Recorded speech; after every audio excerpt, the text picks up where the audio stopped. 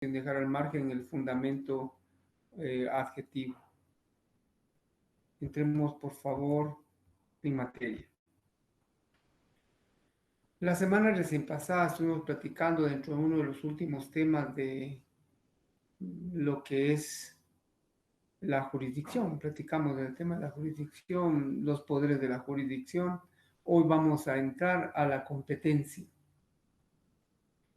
La competencia realmente es la barrera, es el límite de la jurisdicción.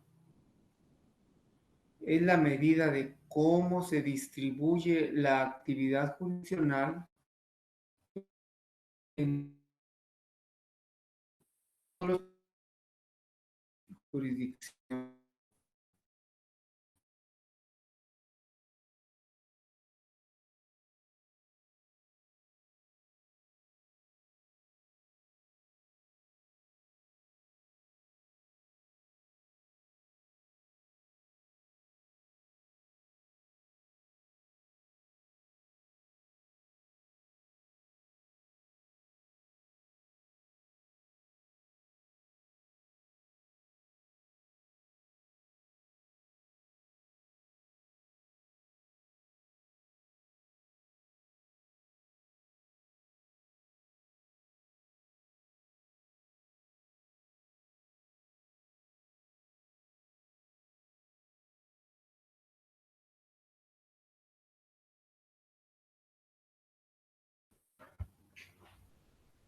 Y como repetimos, si no los jueces, si bien es cierto, tienen jurisdicción, pero no todos tienen competencia.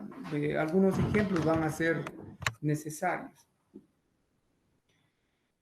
El juez de municipio, digamos, de Flores o de Génova, Costa Cuca, él ejerce jurisdicción. Él tiene delegada esa facultad de administrar justicia, pero está circunscrita esa su facultad de administrar justicia para el municipio donde fue nombrado. Si tiene competencia en determinado lugar y puede tener jurisdicción y puede andar en Quetzaltenango o en San Marcos, puede andar en Flores, en cualquier lado. Es un juez que tiene jurisdicción, pero no puede ejercer competencia. Entonces, entendamos, recordemos que la competencia es el límite, son los vallados que le ponen una medida a la facultad de administrar justicia. ¿En qué momento se determina la competencia? La competencia se determina exactamente al inicio de un proceso. Y se determina al inicio del proceso porque es allí donde el juez no solo tiene la facultad, sino tiene la obligación. La obligación de revisar el acto o la acción procesal que se le plantea para poder dirimir o darse cuenta con base en los acuerdos emitidos por la Corte de si es competente o no. Entonces es con el escrito inicial. La competencia se determina al inicio de un proceso. Y bueno, vamos a tener que molestarlos con leyes. Perdonen, jóvenes, pero es importante. Veamos, por favor, la ley del organismo judicial, ténganla a la mano. El Código de Comercio nos va a servir. La Constitución, que siempre nos es útil, pero en este caso, la ley del organismo judicial. Vamos al artículo 62 de la ley del organismo judicial. El artículo 62 de la ley del organismo judicial establece de forma taxativa la competencia.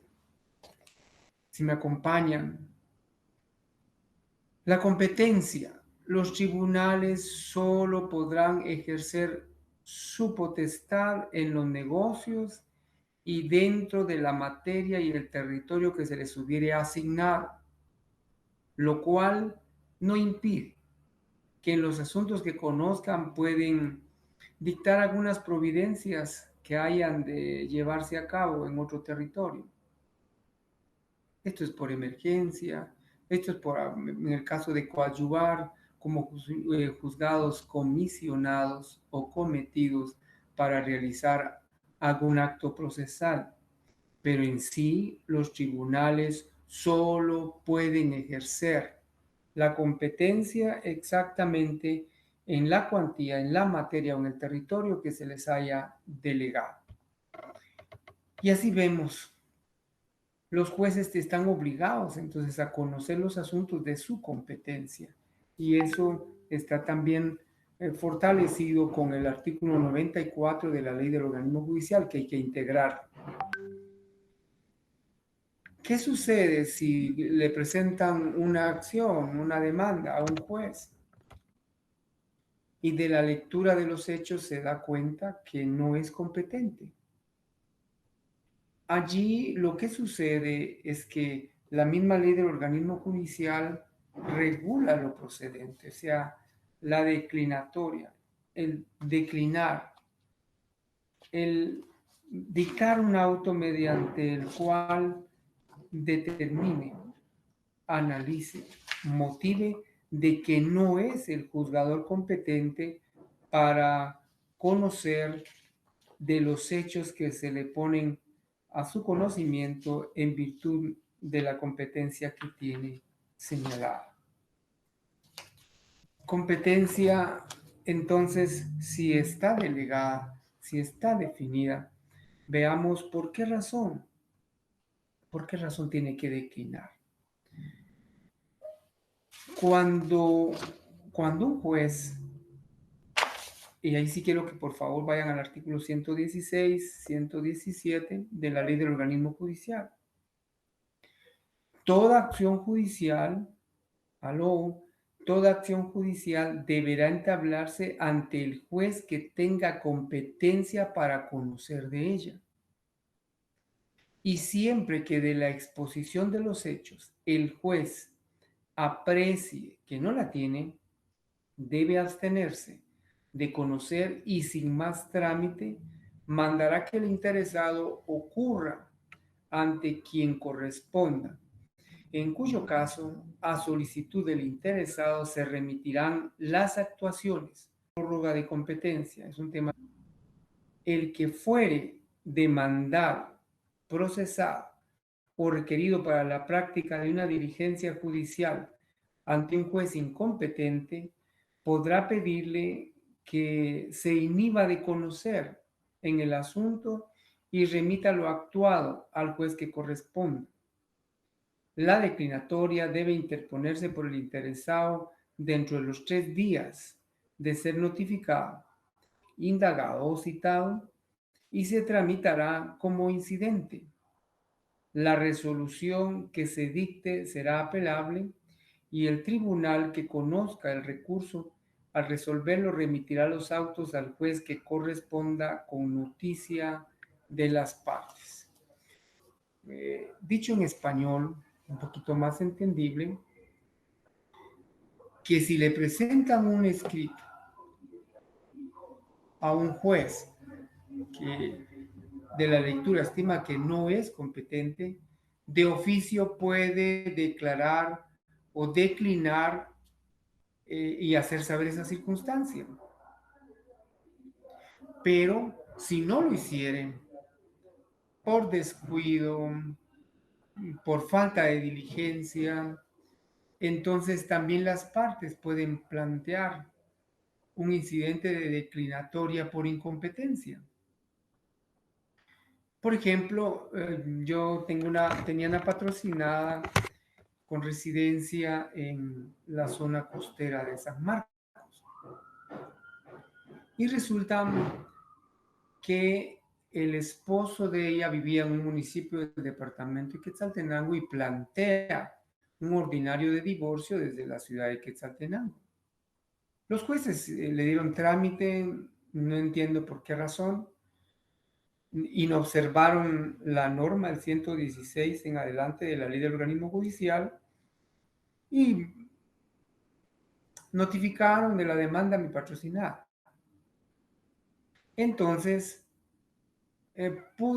mi patrocinada, bajo mi auxilio, pudo haberse sujetado a la prórroga de competencia al contestar la demanda. Pero no nos convenía. No convenía que este juez continuara con el trámite de esa demanda ordinaria de divorcio. Entonces planteé el incidente de declinatoria por incompetencia, se tramitó por la vía de los incidentes y por supuesto que fue declarado con lugar. Y bueno, allí lo que hicieron fue conminar, obligar al actor para que acudiera al juzgado competente. Entonces, la incompetencia de oficio el juez la puede declarar, motivando su resolución, pero también la parte que se considera afectada puede plantear el incidente de incompetencia. Perfecto, pero no solo hay incompetencia, también puede haber alguna duda de competencia. ¿Y qué sucede si hay una duda de competencia? Si de los hechos se aprecia que no se es competente, se declina, pero si hay una duda, ¿qué hay que hacer? Hay que acudir a la Cámara correspondiente de la Corte Suprema de Justicia para que determine el juzgado que sea competente para conocer de una causa, de una acción o de una demanda específica. Vea su artículo 119 de la Ley del Organismo Judicial. Si surgiera alguna duda o conflicto acerca de cuál juez debe conocer de un asunto, los autos se remitirán a la Corte Suprema de Justicia para que la Cámara del ramo que proceda resuelva y remita el asunto al tribunal que deba conocer. Esa también es otra circunstancia que puede darse, la duda de competencia. Muy bien. Las clases de competencia.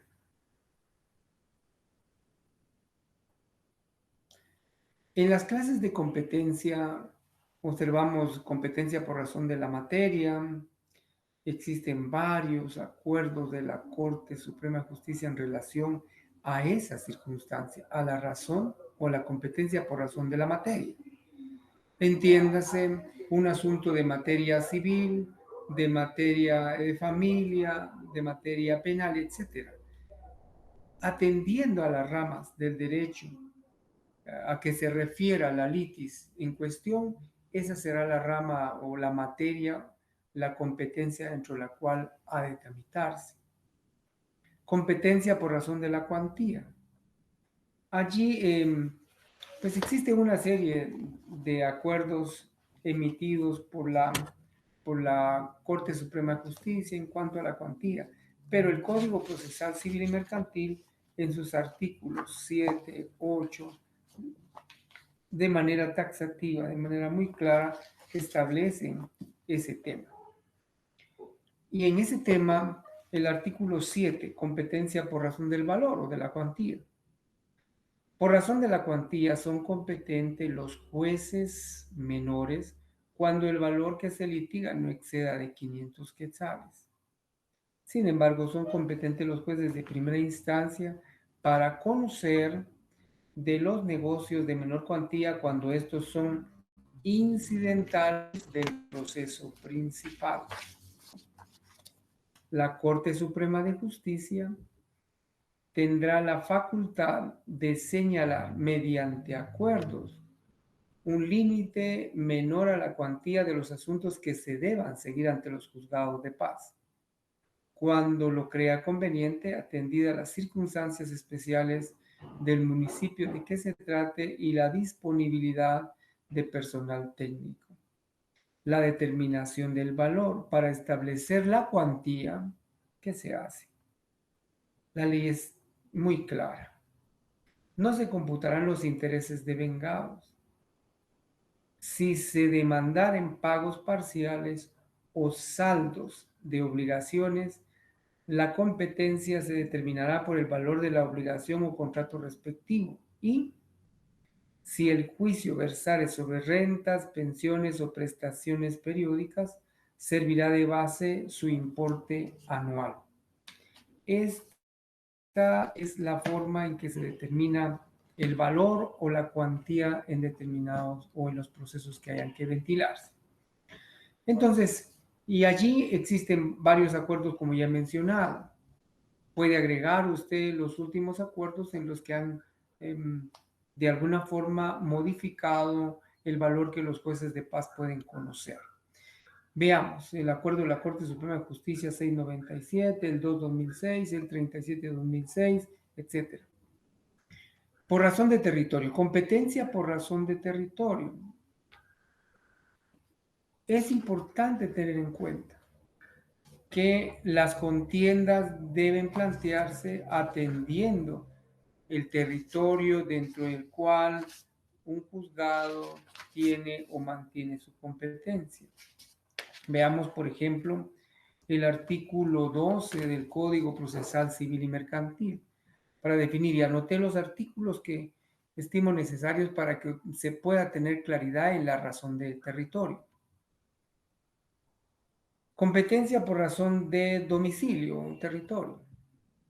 Cuando se ejerciten acciones personales, es juez competente en asuntos de mayor cuantía, el de primera instancia del departamento en que el demandado, competente el juez del domicilio del demandado, tenga su residencia. En el de menor cuantía, el juez menor de su vecindad. Juez competente cuando no existe domicilio fijo. Cuando no hay domicilio fijo por un sujeto pasivo o una persona que tenga que ser demandada, la ley establece que el que no tiene domicilio fijo podrá ser demandado en el lugar en donde se encuentre o en el de su última residencia. Y así vamos viendo la competencia por domicilio constituido, digamos la competencia domiciliar en acumulación subjetiva, competencia en los procesos sobre reparación de daños, etc. Están regulados en las normas que ya hemos citado. Nos interesa entonces tener claridad que todos los juzgados tienen una competencia en materia, en cuantía y en territorio. Pero también hay competencia en razón de grado.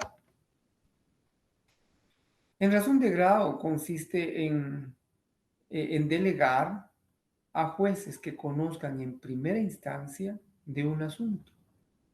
Y ante la inconformidad de la sentencia dictada por el juez ACU, o el juez ACU se le llama el que conoce en primera instancia, se tiene la posibilidad procesal de impugnar mediante el recurso de apelación.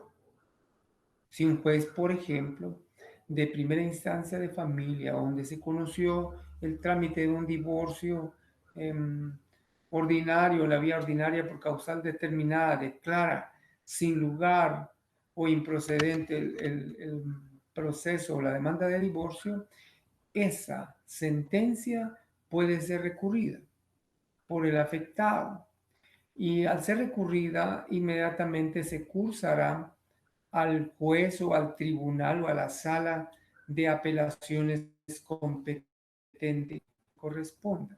Esa es la razón de grado. Competente para conocer de una contienda en primera instancia, ya habiendo tenido en cuenta la materia, la cuantía, el territorio, etc. Conoce, determina, dicta sentencia. Si no hay aceptación por una de las partes de esa sentencia, se puede impugnar y pasa a una sala o a un juzgado que conoce de esa apelación. Y cuando ya se traslada a otro juzgado, allí surge la llamada competencia por razón de grado. Y cuando dije un juzgado, que no necesariamente en la sala, por la siguiente razón. Por ejemplo, si un juez de paz, a un juez de paz le someten a su conocimiento un oral de fijación de pensión alimenticia que sea su competencia por cuantía y territorio, la sentencia que dicte ese juez puede ser apelada por la parte que se considera afectada.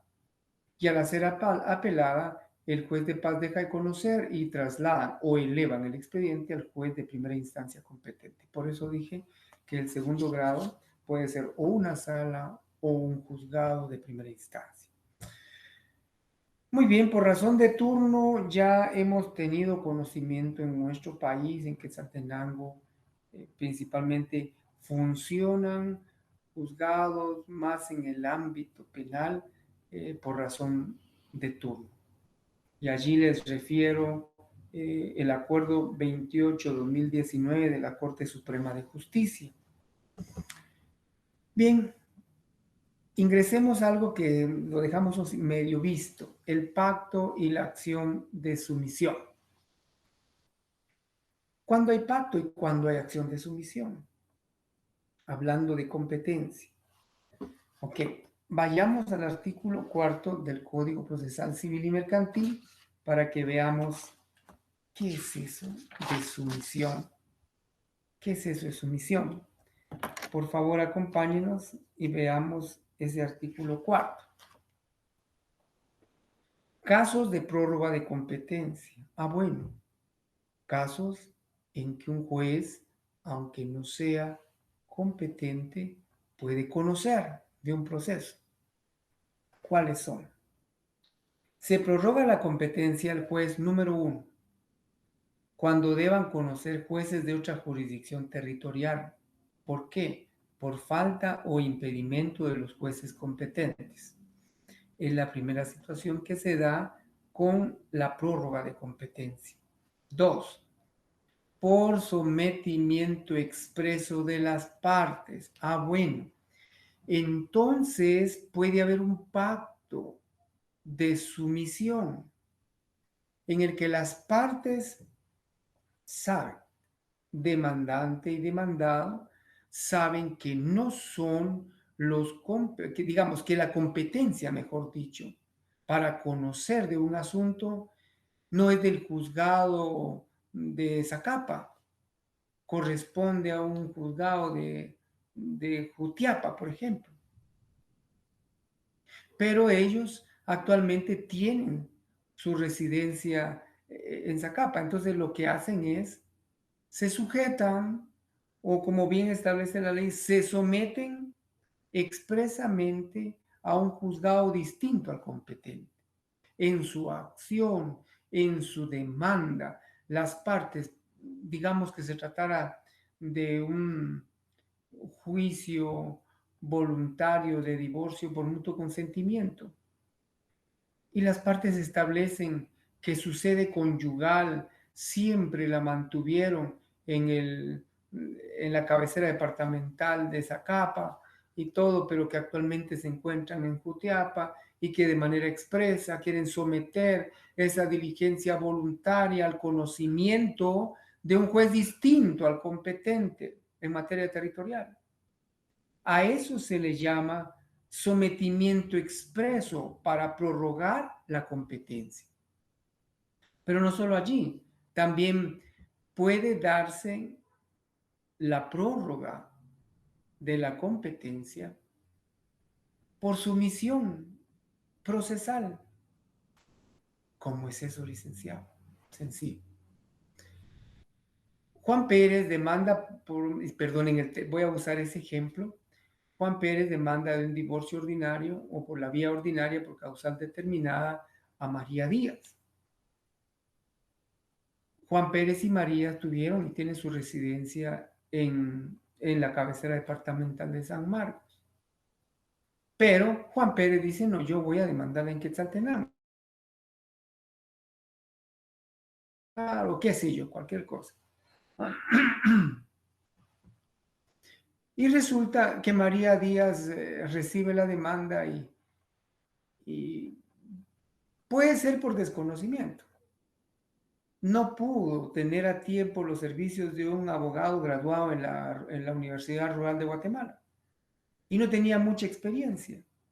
Entonces, el abogado que ella contrata viene y dice, ya la demandaron, sí, le notificaron, sí. ¿Cuántos días le dieron? 9 más 1 razón de distancia. Perfecto. Contestemos. Y contesta.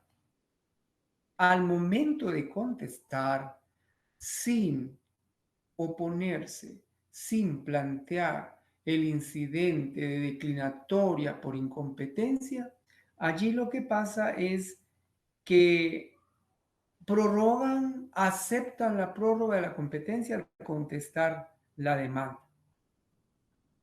Pero hay otros supuestos en relación a la prórroga de la competencia. La reconvención. Si nos demanda, el actor demanda en un juzgado distinto al competente, pero no solo contestamos, sino reconvenimos. Por reconvención, ¿qué hicimos? Someternos, sujetarnos y prorrogamos automática y tácitamente la competencia. Por acumulación también puede darse de procesos, por otorgarse fianza a la persona del obligado en determinados procesos. Bueno, son circunstancias que se dan. Y dijimos pacto cuando es un arreglo entre las partes.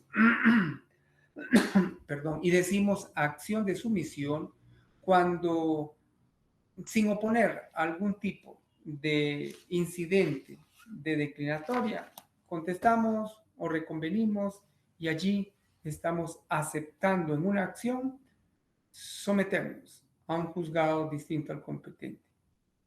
Bueno, auxiliares de los jueces, creo que no tenemos que hacer mayor referencia, son temas muy elementales y yo creo que sí los conocemos todos. ¿Quiénes son? Notificadores, los oficiales, comisarios, notarios, depositarios. Vamos viendo ahí, se recuerda también del secretario, no me lo va a dejar en algún lado, por favor. Vamos a ver. Sí, un depositario. Aquí tenemos al notario. Ya vimos también que puede ser un auxiliar del juez. Aló, ¿cuándo un notario es auxiliar del juez? Puede darse cuando una de las partes, cuando la parte, digamos, la parte actora, necesita que al demandado o a la demandada se le haga llegar una notificación y no ha podido ser por medio del notificador, que no le encuentra, que razona, que cualquier circunstancia consta en el proceso donde no ha sido factible notificar al sujeto pasivo. Entonces, se requiere por la parte actora la intervención de un notario. El notario para que previa proposición, discernimiento, aceptación, lleve a cabo la diligencia de notificación. Allí el notario se convierte en un auxiliar del juez. Los interventores no digamos, cuando se haya ordenado la intervención de determinadas empresas por algunas acciones judiciales ejecutivas que pudieron haberse desarrollado.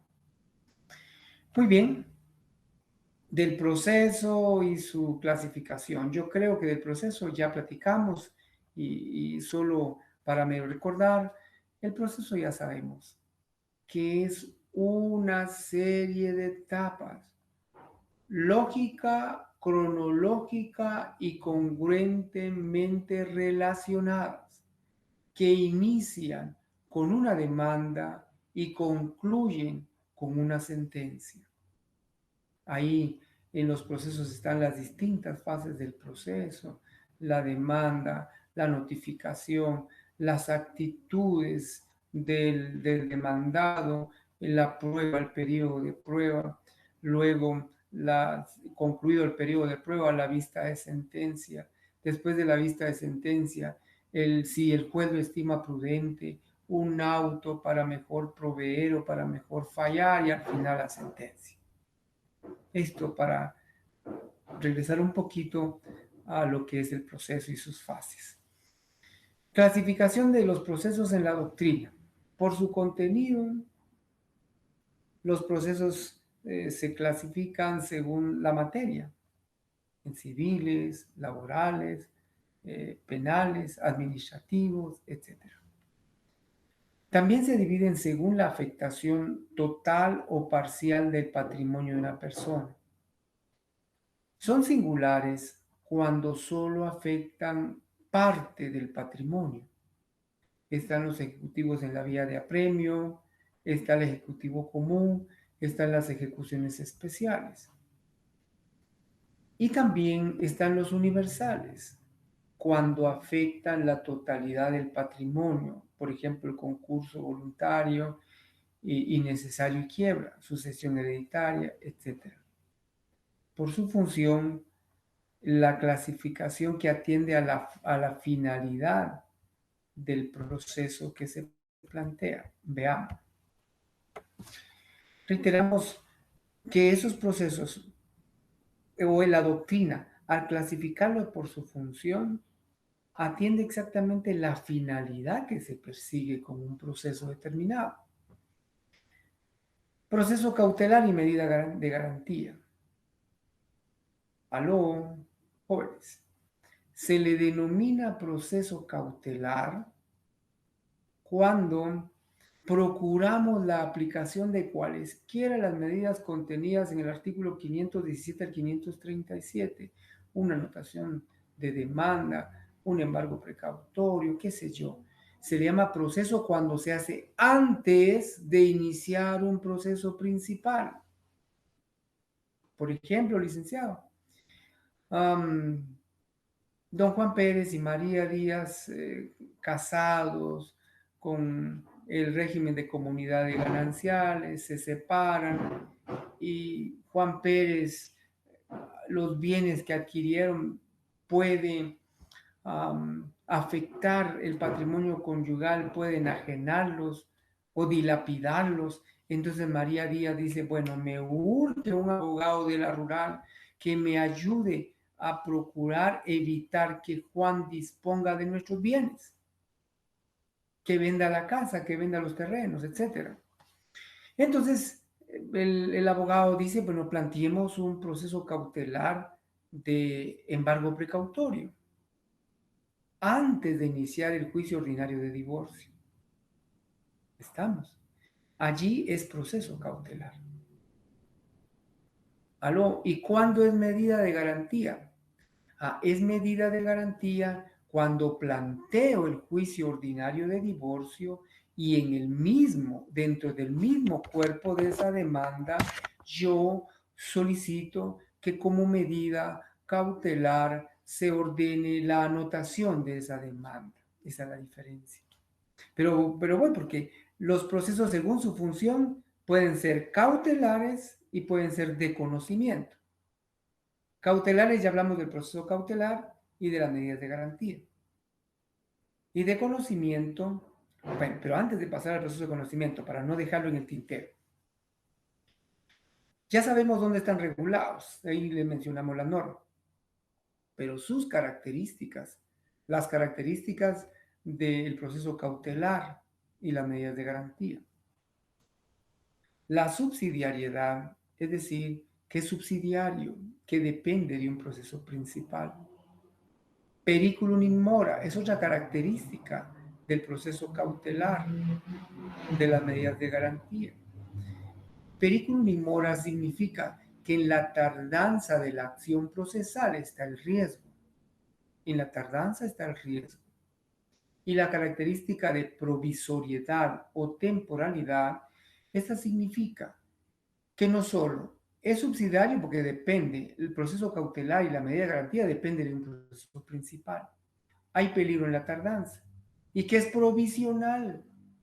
Allí, ojalá no me equivoque, va a usar el artículo 535 del Código Procesal Civil y Mercantil y establece que la vigencia de una resolución, de una medida cautelar dictada en proceso, tiene un plazo de 15 días.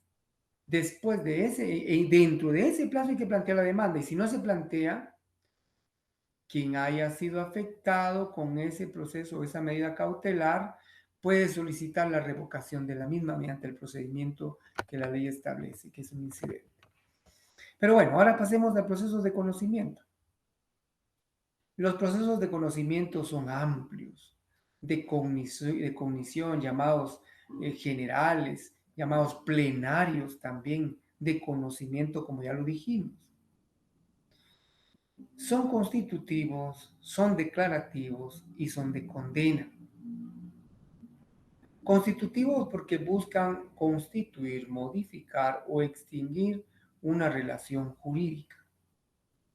Constitutivos. Por ejemplo, un juicio ordinario de divorcio que hemos hablado mucho como ejemplo, al final en sentencia se constituye una nueva realidad jurídica de las partes. Si declaran con lugar el ordinario de divorcio, dejan de tener un estado civil de casados para ser nuevamente solteros.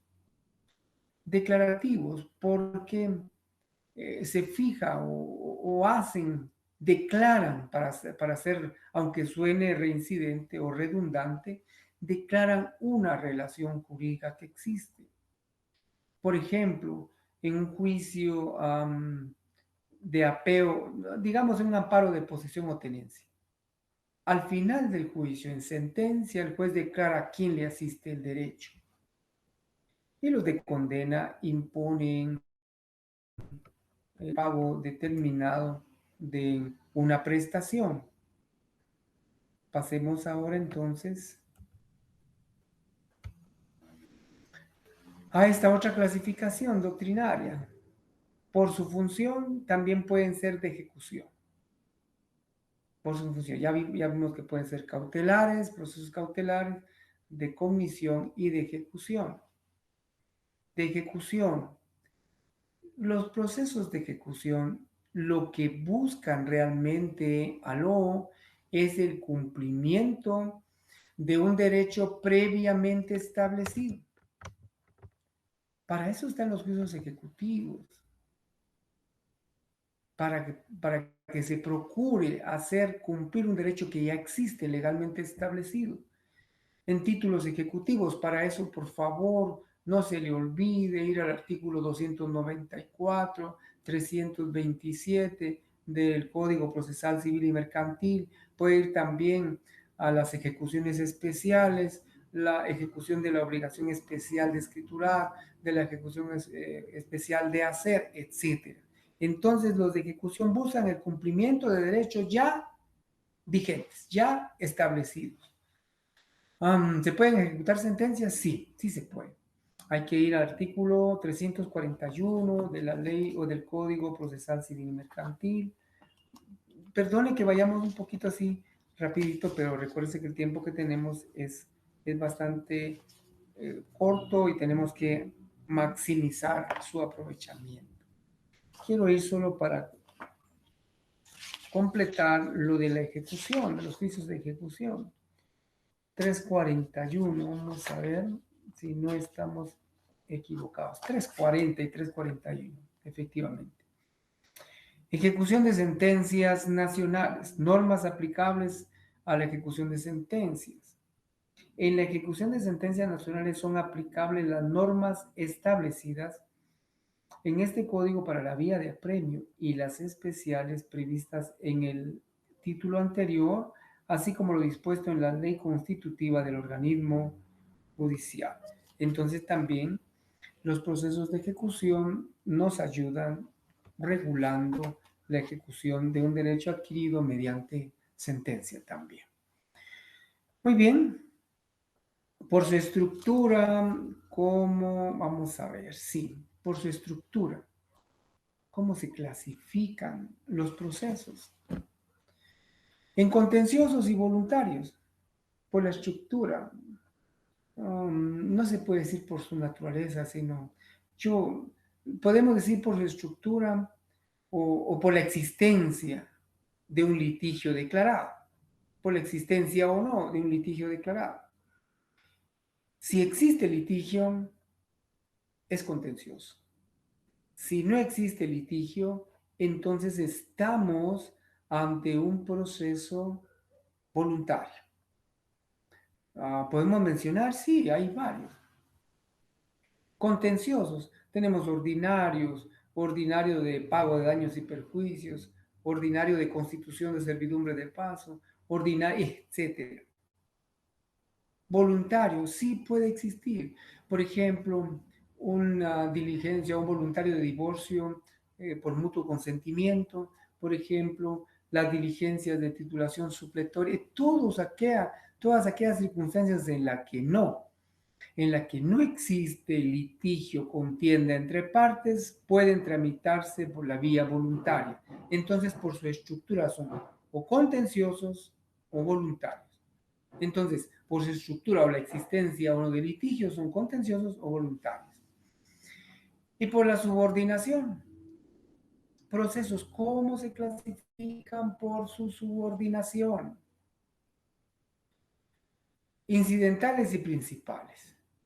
Incidentales, aló, recuerde el proceso cautelar.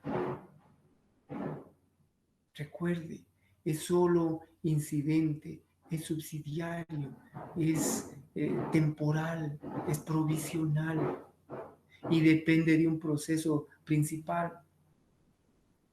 El proceso cautelar de anotación de embargo, por ejemplo, embargo precautorio, para mejor decirlo, o de anotación de demanda, si ya es una medida de garantía, son incidentales. Y los principales son aquellos que tienen como objeto dirimir el asunto principal en contienda. Bueno, allí estamos con la clasificación doctrinaria de los procesos. ¿Y ahora qué tenemos? La clasificación de los procesos en la legislación actual nuestra, de conocimiento y de ejecución. ¿Cuáles son los procesos de conocimiento regulados en nuestro Código Procesal Civil y Mercantil? Juicio ordinario, juicio oral, juicio sumario, juicio arbitral. Aunque el arbitral, ahí se recuerda que existe la ley de arbitraje y conciliación, donde están específicamente regulados. Para que no se le olvide, usted diga cuando son los juicios de conocimiento, diga oso, ordinario, sumario, oral, y no se le olvide. De ejecución, ya sabemos que la finalidad, el objetivo de los procesos de ejecución, ese objetivo es hacer cumplir un derecho preestablecido. Y recuérdese que le mencioné ya, hay que ir al artículo 294, 295, 327 a 341 del Código Procesal Civil y Mercantil para que usted haga un listado. ¿Un listado de qué? De los títulos, de los documentos que sirven como títulos ejecutivos, por favor. Bueno, ya vimos estos, ya sabemos cómo se clasifican legalmente nuestros procesos. Sigamos. Bien, hay otros temas bien importantes y que van a servirle de mucho en su preparación, para recordar lo que usted ya sabe, lo que se aprendió. Y lo bien aprendido no se olvida. Acción, pretensión, actos y hechos procesales. Esos temas manéjelos con claridad. La acción es ese derecho propio de un individuo. Es la facultad inherente a la persona para que pueda acudir a los órganos jurisdiccionales a reclamar la satisfacción de un derecho que se presume inculcado, que se presume afectado. Acción, facultad propia para poder ir a los tribunales. ¿Ok? Una pareja vienen, se separan, no son casados, pero hay 6 hijos. Tal vez por la pandemia ya abundar. Se separan, muy bien. La señora, la esposa, la que tiene a cargo los niños, ella tiene el derecho, la facultad de ir a un juzgado para demandar en ejercicio de la patria potestad y representación de sus menores. Ahí se va el artículo 254 del Código Civil. ¿Para qué? Ese derecho para demandar al progenitor para que cumpla con el pago de la pensión alimenticia. Pero eso es un derecho que tiene la facultad. Y si no quiere, y si no necesita, o si está llena de orgullo de algunas pocas mujeres que dicen, bueno, ya se fue, no tengo, pero no le pido. El orgullo basta, aunque esté pasando penas. Pero es un derecho que tiene.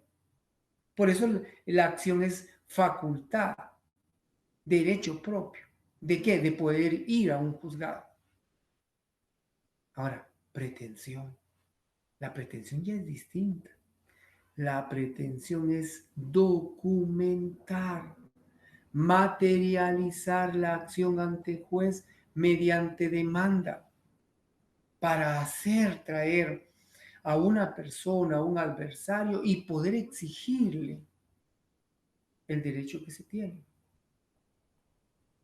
La pretensión es hacer documento, materializar esa acción para poder reclamar un derecho. Bueno, ya estamos dentro de un proceso. En un proceso hay actos procesales. Y los actos procesales pues ya dependen de la voluntad de las partes, pero se clasifican en actos o procedimientos del juzgado, de las partes y de terceros. ¿Cómo se puede diferenciar, licenciado? Los actos procesales del juzgado son todas aquellas diligencias que se realizan atendiendo el principio de inmediación, donde el juez debe estar presente. Son actos procesales del juzgado. Actos procesales de las partes son todas las pretensiones que las partes ya en proceso hacen saber, requieren al juzgado. Por ejemplo, demandan a X persona, digamos a Juan Pérez, para que pague pensión alimenticia.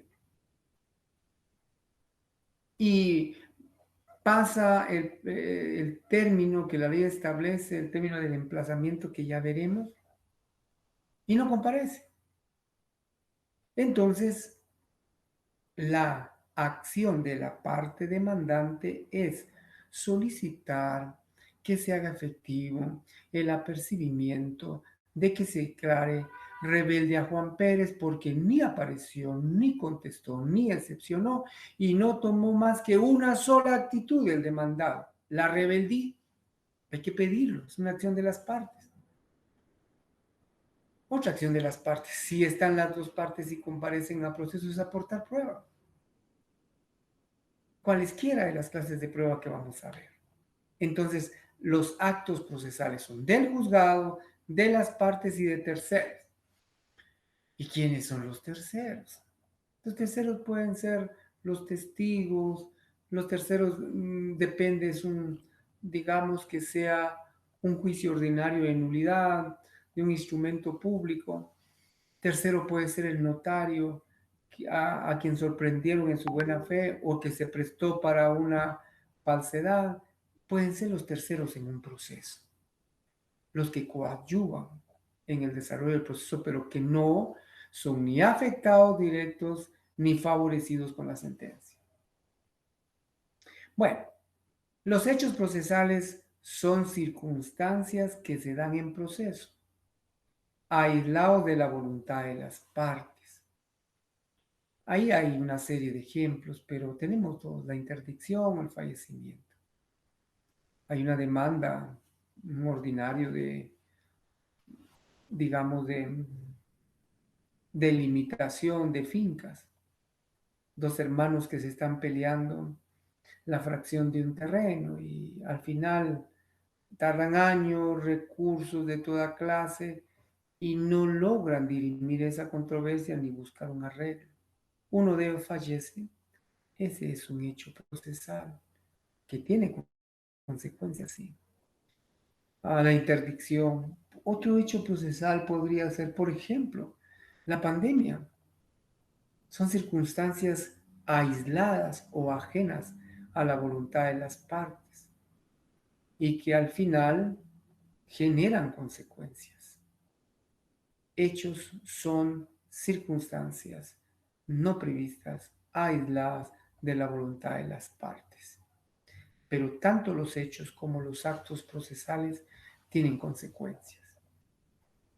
¿Cuál es la consecuencia de alguien que fallece sin lograr disponer de su patrimonio, sea o no en litigio? ¿Cuál es la consecuencia? Que surge a la vida la sucesión intestada. Y ahí entonces nos enviamos o nos vamos imaginariamente al artículo 1076, 1078 del Código Civil para establecer el orden de sucesión. Bueno, hablamos de hechos y de actos. Irrespetables jóvenes. Vamos ahora a las pruebas anticipadas, a las notificaciones, a los despachos, a los exhortos y suplicatorios, y vamos a ir también al emplazamiento. La prueba anticipada, yo a veces en son de broma y en las clases, de repente estoy frente al alumno, yo no sé ni quién me vea, pero decía, esta no es la prueba anticipada clásica, es la prueba anticipada de la relación sentimental. No, la prueba anticipada en derecho procesal civil y mercantil generar, generar, es tratar de producir mediante la intervención de un órgano judicial competente de prueba que me va a servir.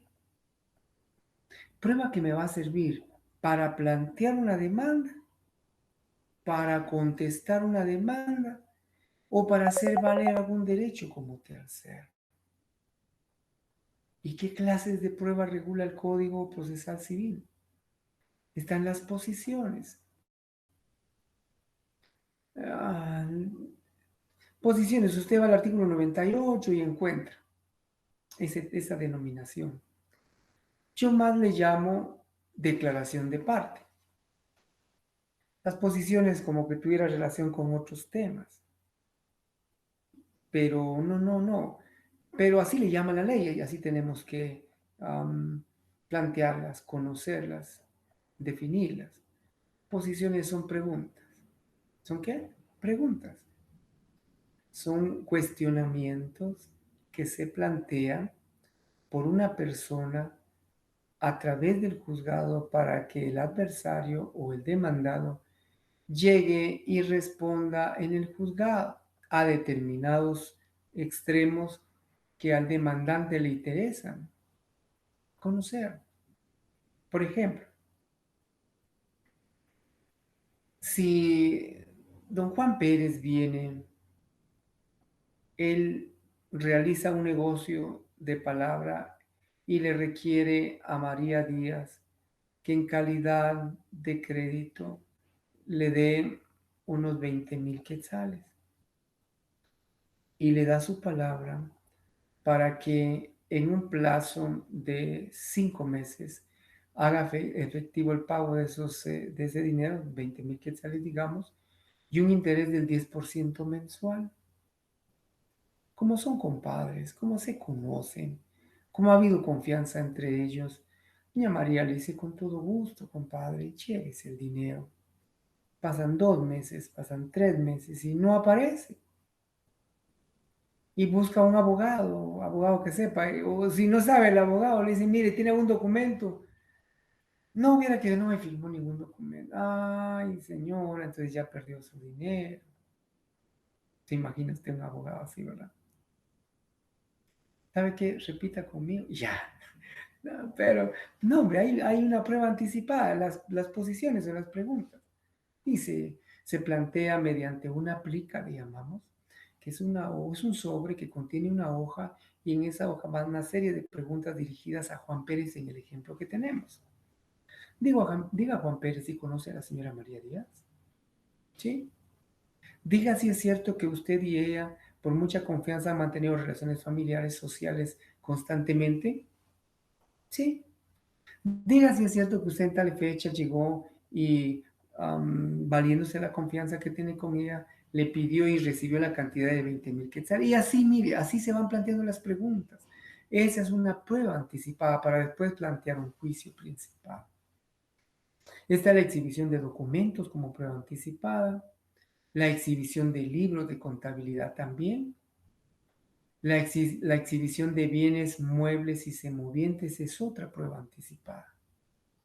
El reconocimiento judicial y la prueba pericial se puede solicitar como prueba anticipada. Un reconocimiento judicial como prueba anticipada, sí. Por ejemplo, usted es colindante de una casa y resulta que el propietario de la casa vecina, por descuido o por mala fe, ha permitido la infiltración de agua de su casa hacia la pared de la casa suya. Y usted en varias oportunidades le pidió, le suplicó que por favor protegiera ese lado de su pared y que evitara la infiltración de agua porque la pared suya se encuentra en muy mal estado. Y resulta que su colindante o vecino no quiso. Entonces usted dice, bueno, ¿qué hago? Lo que plantea un juicio, ¿se va a secar la pared? Entonces mejor dicen, no, un reconocimiento judicial para que el juez venga y de manera directa, con ayuda de un experto que voy a proponer, vea que existe un daño y a presencia de él, que el ingeniero evaluador autorizado determine a cuánto asciende ese daño. Mire, es un reconocimiento judicial como prueba anticipada. ¿Estamos? Bueno, testigos. ¿Será que pueden tenerse una declaración de testigos como prueba anticipada? Sí, solo que hay casos en los que la ley de forma clara regula cuándo debe proceder esa declaración de testigos como prueba anticipada. El artículo 104 del Código Procesal Civil y Mercantil lo establece. Podrá pedirse por la parte interesada en el concepto a que se refiere el artículo anterior o cuando la ley así lo disponga, que se reciba la declaración de testigos. ¿Quiénes? Personas de muy avanzada edad. Es una persona en quien usted o que usted conoce y que conoce la situación suya. Es una persona que tiene conocimiento de hechos que le van a servir a usted para plantear una demanda. Entonces se solicita la declaración testimonial de ellos porque se presume que si el proceso es largo y si es en nuestro derecho procesal civil, que es exageradamente legalista y rogado, va a llevar mucho tiempo. Puede presumirse que ya no esté para la oportunidad en que tenga que hacerse valer su declaración testimonial. Por lo tanto, puede pedirlo como prueba anticipada. Persona de avanzada edad. También puede pedirse esa declaración a quienes se encuentren gravemente enfermos o si tiene conocimiento de que una persona que pueda ser útil para una acción suya, para una pretensión suya, vaya a irse del país. Entonces, como ven, respetables y futuros abogados, las pruebas anticipadas son diligencias cuyo objetivo es preparar prueba prueba legal mediante la intervención de un juez. ¿Para qué? Para poder demandar, para poder contestar una demanda o para poder hacer valer algún derecho como tercero en un proceso. Bueno, salimos de las pruebas anticipadas y ahora vamos al mundo de las notificaciones. ¿Qué es notificar? Notificar es el acto de comunicación. Acto de comunicación que se da entre el juzgado y las partes en un proceso. Ese es el objetivo de las notificaciones, el trasladar, el informar, el comunicar a las partes los que los jueces vayan resolviendo durante un proceso. Y esas notificaciones pueden hacerse de manera personal, por los estados del tribunal, por libro de copias, por el boletín judicial. Por favor, lea el artículo 66 al 80 del Código Procesal Civil y Mercantil. Y ahora se están haciendo por medio del casillero electrónico. ¿Por medio de qué? Del casillero electrónico. Muy bien. Eso es notificar. Hay que tener cuidado con varias cuestiones de la notificación. Por ejemplo, ¿a quiénes no pueden notificarse? No pueden notificarse o no deben notificarse a personas que usted se entere que ya no se encuentran en el país, o que pueden ser fallecidas, o que ya no estén para ser sujetos pasivos en un proceso.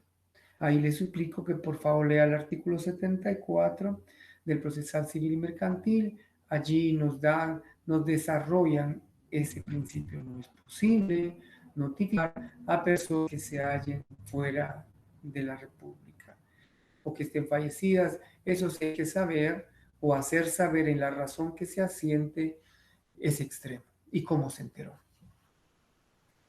Muy bien, vamos a ver. Y allí le mencionamos los acuerdos 39-2020 de las notificaciones electrónicas. También tenemos el decreto legislativo 13-2022 que tiene relación con las notificaciones. Perfecto. Ahora vemos los despachos, los exhortos y los suplicatorios. Los despachos es una forma de notificar, es una forma de llevar a cabo una diligencia judicial acudiendo de un órgano de mayor jerarquía a uno de menor jerarquía.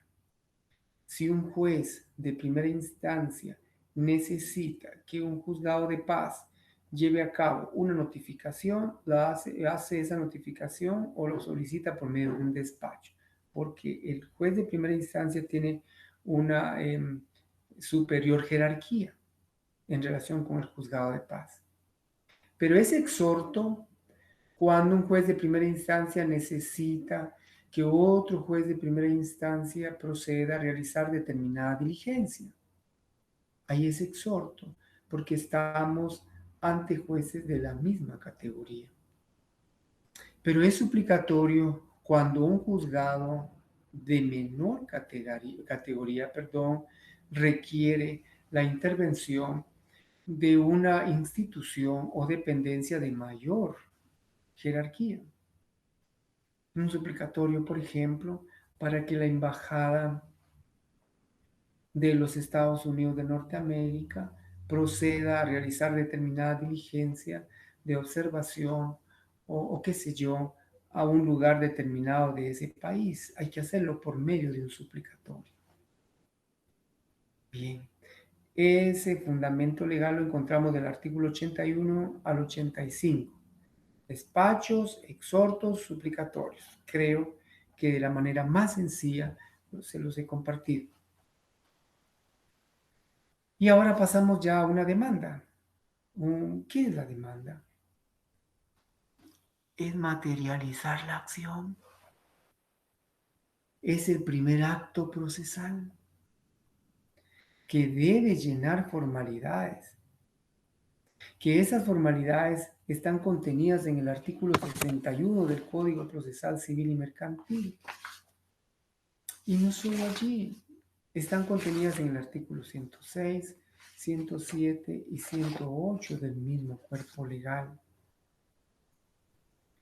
Entonces, ese primer acto procesal no es de redactarlo de manera informal, no es de redactarlo solo con argumentos aislados de los requisitos legales. No, no, no, para nada. El artículo 61 del Código Procesal Civil y Mercantil establece los requisitos básicos para ese primer acto procesal. El escrito inicial de demanda tiene que llenar los siguientes requisitos: la designación del juzgado, los nombres de la persona contra quien se inicia la acción, relación de los hechos, fundamento de derecho, apartado de pruebas, pretensión, lugar y fecha, etc. La firma del actor o el abogado a requerimiento de, en ese primer acto procesal que se llama demanda. No olvide tener mucho cuidado en integrar los artículos 61, 106, 107 y 108 del Código Procesal Civil y Mercantil. Plantea la demanda, el juez la conoce, es competente, resuelve, le da trámite, vamos y se notifica al demandado o a los demandados. Allí nace a la vida otro tema que es el emplazamiento.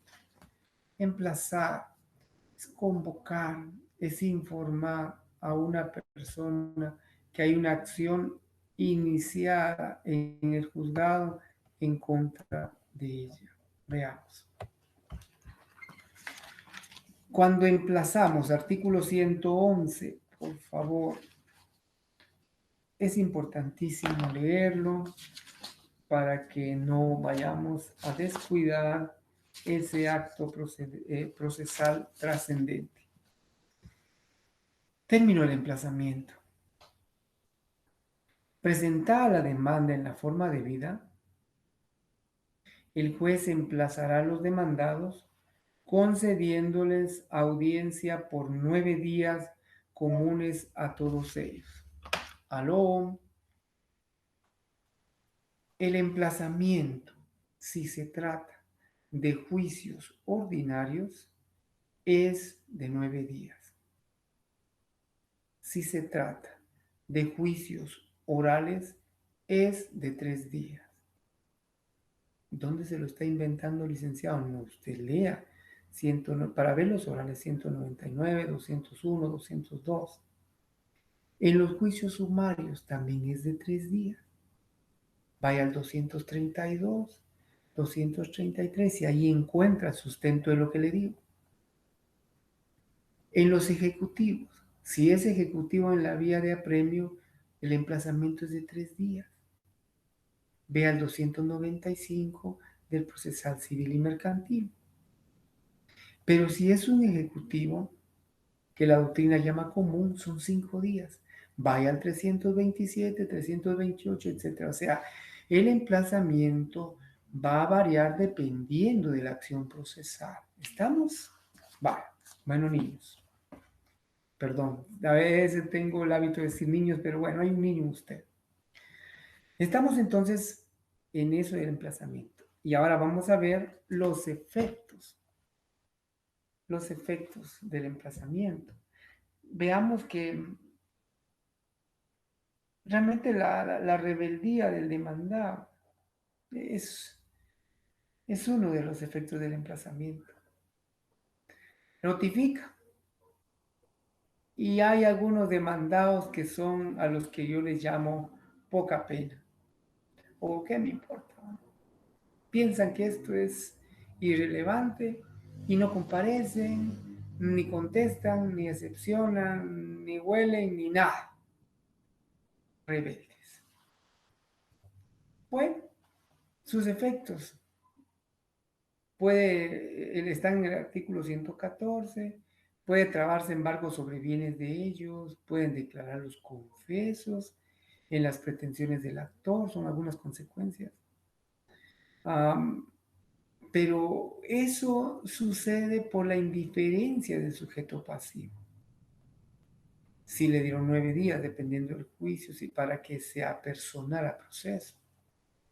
Si le dieron 3 días y no comparece, pues entonces se declara rebelde. Ahora bien, la declaración de rebeldía no es de oficio. 113, lo lee. esa petición de parte. ¿Estamos? Por favor, Jorge. ¿Podrá dejarse sin efecto la rebeldía? Sí se puede dejar sin efecto. Cuando el demandado pruebe que no compareció no porque era poca pena, no porque asumió la actitud de que me importa, no, sino porque hubo una circunstancia insuperable, no prevista, que le imposibilitó comparecer en tiempo al proceso. En esos casos y previo trámite incidental, puede dejarse sin efecto la resolución que los declara rebeldes. Bueno, y podrán tomarse los procedimientos después de haber sido declarada la rebeldía. Bueno, ¿qué me importa qué me importa el de poca pena? ¿Será que después puede venir y tomar los procedimientos? Sí, sí. Puede ir al artículo 113, 114 allí. Vamos a ver. Te voy a llevar junto conmigo a ese artículo. 114. 114, perdón. Me estoy poniendo la ley y ya dejo de irradiar mi imagen. Bueno, compareciendo el demandado después de la declaración de rebeldía, podrá, eso es una facultad del demandado, podrá tomar los procedimientos en el estado en que se encuentra. ¿Tendrá algún beneficio? Sí, porque puede controlar la prueba que va a aportarse para que no sea afectado de una manera muy contundente, para apelar o impugnar algunas resoluciones, pero sí puede tomar los procedimientos en el estado en que se encuentre. ¿Podrá sustituirse lo embargado por otros bienes y cómo se tramita? Bueno, sí se puede tramitar, se tramita por la vía de los incidentes y puede sustituirse lo embargado si uno considera que el bien que le han embargado rebasa el monto de lo que se está queriendo garantizar. Puede sustituirse. Ruego que se sustituya la finca A por la finca B, toda vez que la finca B tiene un valor que cubre el monto de mi deuda, por ejemplo. Bueno, actitudes del demandado, ahora las vamos a resumir. ¿Qué actitudes asume el demandado? Le notifica la demanda. Uno, poca pena, rebeldía. ¿Cómo se decreta? ¿Porque el juez debe hacerlo o a petición de parte? Usted conteste, a petición de parte. Allanamiento. El allanamiento es otra actitud del demandado y la puede asumir. Y la puede asumir cuando esté convencido de que efectivamente el derecho que reclaman o que le reclaman le asiste al actor. ¿Para qué contienda? Un escrito y se allana. Señor juez, es cierto.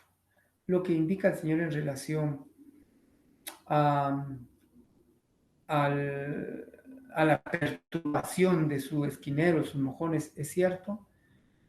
Fue un descuido mío, la razón por la cual me allano a la demanda que se me ha planteado y ruego que se resuelva esa contienda. El juez resuelve. ¿Será que siempre que el juez se allane o que el demandado se allane, el juez puede dictar sentencia? Bueno, no. Es necesario en algunos casos probar algunos extremos. Por favor, lean. Yo el tiempo que tengo es muy cortito, pero voy a ver si llevo alguna de las normas que yo recuerdo para... Vamos a ver. Sí. Cuando se trata de trámite de procesos de divorcio, el allanarse no puede constituir una base suficiente para que el juez acepte la contienda de divorcio por causal determinada. Y es necesario, vamos a ver, Vamos a revisar este tema. El divorcio y la separación solo pueden solicitarse por el cónyuge que no haya dado causa a él y dentro de los 6 meses siguientes al día en que se haya llegado a su conocimiento los hechos en que se funde la demanda. Están los efectos y todo, pero escapa un artículo que ruego por favor con diligencia se sirvan revisar. Que es necesario en algunos trámites, por ejemplo, en el divorcio, yo no quiero entretenerme en esto por el tiempo que tengo, pero que no es necesario, no es suficiente solo el allanamiento, hay que probar la causal que se invoca. Hay que revisar, por favor, doctrina, jurisprudencia, para darle sustento a esa argumentación. Bueno, allanarse puede ser de forma total, puede ser de forma parcial. Me allano en tal sentido, pero no en cuanto a que el terreno del Señor mida tantas cuerdas más. ¿Me entiende? Pero es aceptar, allanarse es aceptar una demanda, total o parcialmente. ¿Qué otra actitud puede asumir el demandado? Otra actitud que puede asumir el planteamiento de excepciones previas. En el artículo 116 al 121 están descritas y está el procedimiento de las excepciones previas. Las excepciones mixtas son aquellas que se pueden plantear con la contestación de la demanda, pero se resuelven como perentorias, se pueden interponer como previas y se pueden resolver como perentorias. Prescripción, cosa juzgada, transacción y caducidad. Muy bien, otra actitud del demandado es contestar la demanda. Si no está de acuerdo con la demanda que se ha instaurado en su contra, tiene todo el derecho de contestar y esa es una actitud válida que está regulada en el artículo 118 del Código Procesal Civil y Mercantil. Y el planteamiento de las excepciones perentorias. Eso se da, todas las excepciones perentorias son innominadas. Las previas están en el artículo 116, puede encontrar demanda defectuosa, puede encontrar caducidad, prescripción, etc. Y están denominadas. Pero las excepciones perentorias no tienen nombre. Ese nombre se lo asigna el abogado atendiendo su experiencia y el litigio que está en contienda, que está en discusión en el juzgado. Pero no solo contestar y plantear excepciones perentorias, puede contrademandar y ese es un derecho que tiene el demandado. Muy bien. Con la prueba, creo que allí no tenemos mayor problema porque solo sabemos que la prueba realmente es el medio idóneo para demostrar la verdad o falsedad de algo. La prueba como instrumento es ese medio y como procedimiento es la actividad procesal cuyo objeto es convencer al juez de las afirmaciones expuestas por las partes. ¿Y dónde están todos los medios de prueba? Muchos los vimos ya en la prueba anticipada, pero el 128 del Código Procesal Civil y Mercantil tiene el desarrollo, la descripción de los medios de prueba. Declaración de parte, testigos, expertos, reconocimiento judicial, documentos, medios científicos, etc. Ahí pueden verlos, incluyendo las presunciones legales humanas. Las fases de la prueba: ofrecimiento, la proposición, el diligenciamiento, la valoración. Y la valoración de la prueba es un acto eminentemente subjetivo del juzgador, solo que debe atender en esa valoración la prueba legal como uno de los medios, uno de los procedimientos para valorar la prueba, de libre convicción y la sana crítica razonada. Prueba legal es si la ley dice que hay que darle valor, no hay para dónde. Vea el artículo 186 del Código Procesal Civil y Mercantil. Deberá darse plena prueba a los documentos expedidos por funcionario en el ejercicio de sus funciones. ¿Okay? La libre convicción, esto no es aplicable en el derecho procesal civil y mercantil. Y la sana crítica razonada es aquella valoración que se da por el juez atendiendo su experiencia, la psicología, la ciencia, etcétera, etcétera. Muy bien. En cuanto a las clases de resoluciones, yo estoy seguro, jóvenes, que los decretos que ustedes alguna vez leyeron son todas las resoluciones de mero trámite. Los autos son resoluciones motivadas mediante las cuales se resuelven algunas incidencias. Y la sentencia es la resolución final, la que dirime una controversia o un juicio. Los juicios que regula el Código Procesal Civil y Mercantil, ya dijimos, ordinario, sumario, oral, ejecutivos, ya los describimos. Muy bien. En los juicios ordinarios son materia de juicio ordinario todos los asuntos que no tengan un trámite especial. Los juicios orales, por favor lean el artículo 199, allí encontramos todos los juicios que son materia del procedimiento oral. Y ahí están los de ínfima cuantía, los de menor cuantía, pensión alimenticia, rendición de cuentas, división de la cosa común, etc. Está incluso la jactancia, el oral de jactancia. En juicios sumarios son materia de este juicio los arrendamientos, el desahucio, la entrega de bienes muebles, la rescisión de contrato, responsabilidad civil y todos los que por disposición de la ley o convenio entre partes puedan tramitarse por la vía sumaria. Vaya al 232, por favor, allí nos ayudamos. Y juicios ejecutivos, aquellos ya lo platicamos lo suficiente, con que se pretende realmente ejecutar un derecho ya declarado. Solo como referencia, el esquema del juicio, un esquema descriptivo de un juicio ordinario. La demanda está en los artículos que ya los hablamos, la notificación y emplazamiento platicamos de excepciones previas ya, las actitudes del demandado describimos todas, el periodo de prueba, un juicio ordinario que son de 30 días, artículos 123 y 124, la audiencia de vista de sentencia, que está en el 142 de la ley de organismo judicial, pero que la tenemos esa vista de sentencia en el 196 del Código Procesal Civil y Mercantil. Y en el 197 encontramos el auto para mejor fallar antes de dictar sentencia. Y por último, sentencia. 198, Código Procesal Civil y Mercantil, 143 y 147 de la ley del organismo judicial. En pocas palabras, ese esquema descriptivo también se aplica al juicio sumario. Vaya al 230 y solo quiero proyectar esta diapositiva que le puede servir de referencia. Las disposiciones generales de materia de juicio de los interdictos en juicio sumario, su naturaleza están en el 249. Ojo, oído. Estos interdictos no definen, no resuelven cosas de propiedad inmueble, no recibe la propiedad sobre inmuebles, tampoco la posesión definitiva.